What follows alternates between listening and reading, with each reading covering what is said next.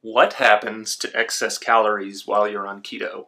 Are they still stored as fat? So again, it's a fantastic question because it's something that I've wondered about, I've researched, I've played around with. And what it comes down to is fat storage. It's not calories in, calories out. That's been disproven. So if you look at a really big famous study, the Women's Health Initiative study, very long-term study, that proved that restricted calorie diets don't lead to weight loss over the long term. Okay. Now, there are benefits of restricted calorie diets that we can get into another time, but it proved that it wasn't effective for weight loss over the long term. So you could conclude that the calories in, calories out, there's something wrong there. And so let's kind of unpack this a little bit, and I'll give you some resources at the end of this segment too, so that you can go do some of your own research, because this is really a fascinating topic, and it's different for women and for men, and I'm going to touch on that a little bit.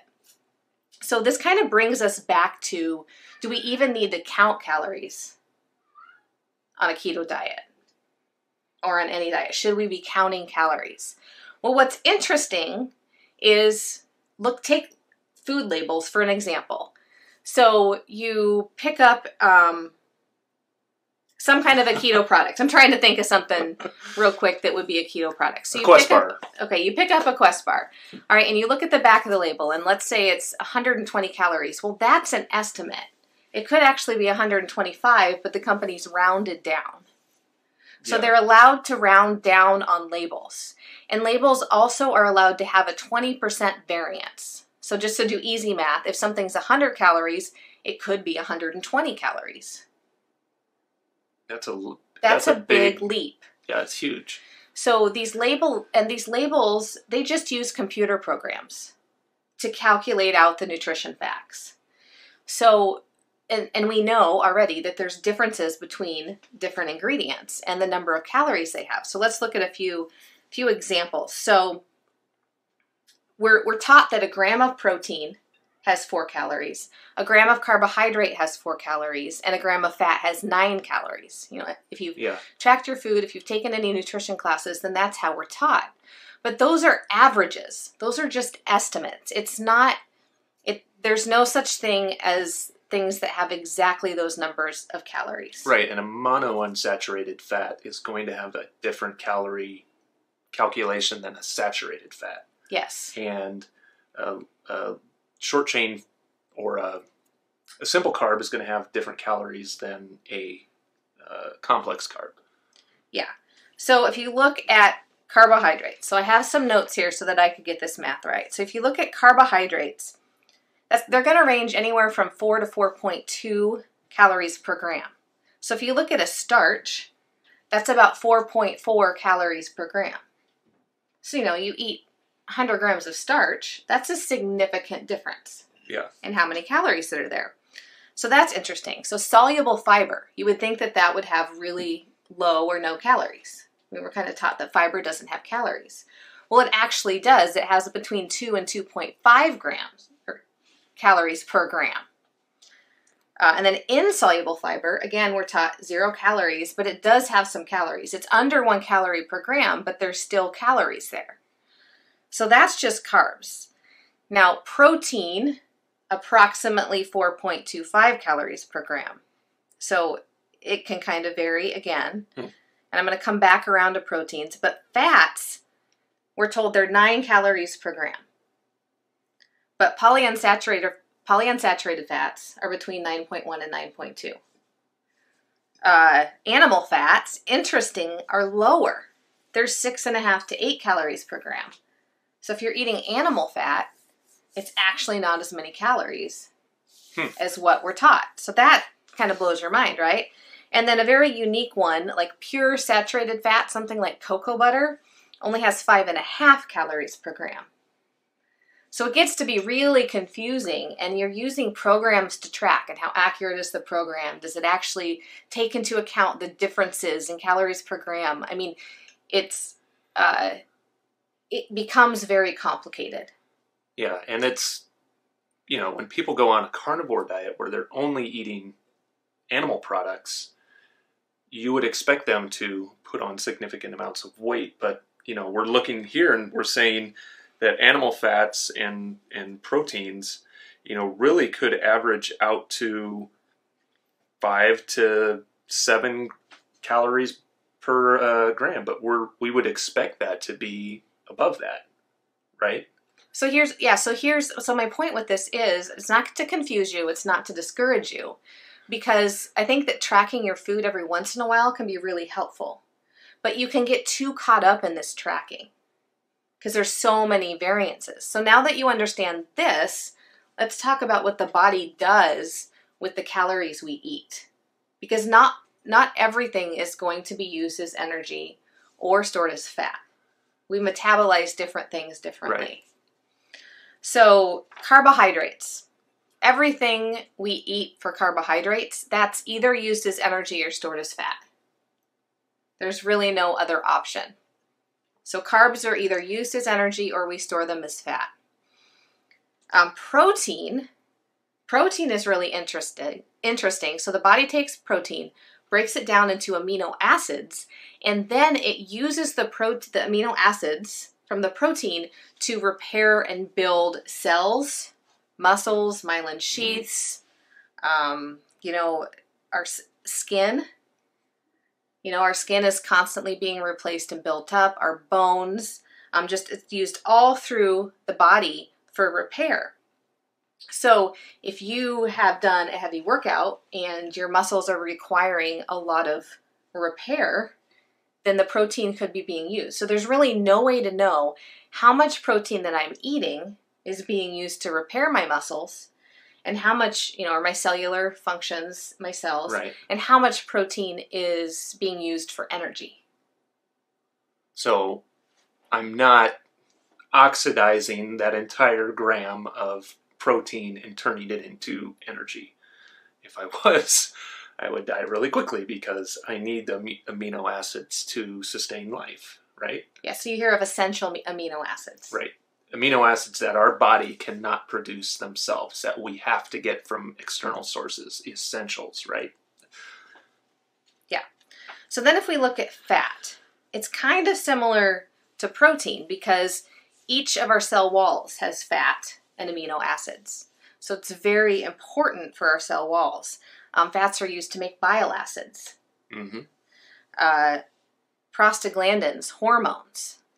So there's, so the fats are broken down into fatty acids, and then they're used by the body. So how much does the body need to do repair and maintenance? Versus storage. Versus turning it into ketone bodies. Right. Right, for energy. When we eat keto, it would turn into ketone bodies for energy. So every single day is going to be different for your body. You were active differently yesterday than you were today. You had different levels of stress. Your sleep quality varied from day to day. No one day is exactly the same when we live inside of our bodies. And that's even compounded more if we're a woman, because our reproductive hormones are changing every single day throughout our cycle.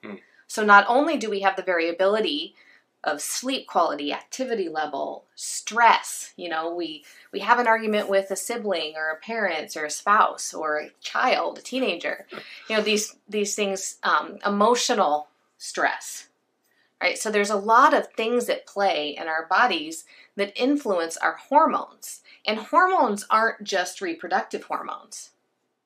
Men have hormones too. So for insulin is a great example of a hormone. So one thing I really got from Low Carb USA this weekend was, let's stop losing weight to get healthy. Instead, let's get healthy to lose weight. And it's something I teach, but I loved, I'm not even sure who said that, but I loved that phrase. Let's stop losing weight to get healthy. Let's get healthy to lose weight. Because if we get healthy, the side effect is weight loss. Because coming back to the question, if we eat extra calories on keto, is that going to be stored as body fat? That depends on your hormones. It's the hormone's decision whether or not to store extra calories as body fat or to use the amino acids and the fatty acids to rebuild cells, tissues, skin. Yeah. It's a hormonal decision, essentially. So to get healthy, you've got to start doing things that support your body's natural detoxification processes. So that's exercise, getting good quality sleep. Also, you want to reduce your cortisol response because cortisol is a steroid hormone. And cortisol will, if you have high levels of cortisol, you're going to have uncontrollable cravings, that they just feel out of this world. You're just naturally going to want to eat more. Even if you find yourself full, like eating, even when you're full and you're eating a keto diet, cortisol could be your problem. So if you're leading a very high stress lifestyle, these detoxification pathways are even more important to support. You've got to support your lymphatic system so that you get rid of the lymphatic congestion in our bodies that happens when we're not getting enough detoxification processes. So some of the things you can do, we have a video on this channel where we went through 11 detoxification tips. So you can go find that and listen to that video. But it's things you probably already know you need to be doing. That's where you should start. So having a really great sleep routine. Sleep hygiene. Sleep hygiene. If you're a TV watcher before bed, slap those blue blocking, the real ugly orange glasses on your face 2 or 3 hours before bedtime. When I don't do that, I have a big difference in the amount of deep sleep I'm getting. So really focus on sleep. Get active. Don't exercise to lose weight. Exercise to be healthy. When I work out, I've totally changed how I look at a workout. When I work out, which is 6 days a week now, I work out, even if it's just for 20 minutes, I'm thinking, this is making me healthy. This is making me strong. This is what I need to do so that I can serve others, my family. I want to be around for my teenagers when they eventually have kids and grandkids. So you've got to tie it back to your health and your longevity and your vitality. Because if we're looking at exercise or diet as just for weight loss, it's not motivating over the long term. Because all we have to do is look around and see everybody else, 60-70% of the people out there that are overweight. And you feel comfortable because it's the herd mentality. Yeah. Right? You look around and you see other people doing the same things and you go, well, why do I care about my weight? It's not really important. I want to do what I want. So it's about tying it back into, let's get healthy to lose weight and let's stop losing weight to get healthy. So I've been thinking about like an analogy for that, and it would be like having a broken car, which is your overweight body or something like that, and driving it really fast and thinking that's going to fix the engine. Like thinking that driving it really fast down the interstate is going to be the thing that makes it a better car. When you should take it to an auto body shop, get your car healthy, and then you'll be able to go as fast as you want to, right? Because you have a working car. That's just my quick way of thinking about what you said, putting it in